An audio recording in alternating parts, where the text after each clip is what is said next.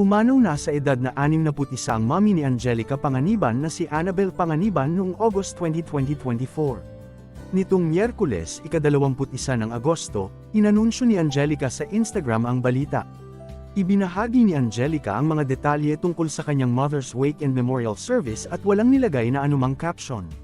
Matatandaan na noong April 2024 nagbigay-pugay si Angelica Panganiban sa ina pagkatapos ng ikalawang kasal nila ni Greg Holman. Panimula ni Angelica, "Mama, alam ko kung gaano ka kasaya. Nauwi ako sa tamang tao. Madalas tayo magbiruan. Sinasabi mo na alagaan ko si Greg at umayos ako." Ang sagot ko naman, dead na dead yan sakin pero ang totoo, hindi ako magiging sapat na mama ni Dean ngayon at may bahay ni Greg kung hindi mo ko napalaki ng tama. Lahat ng meron ako ngayon ay pasasalamat ko sa'yo.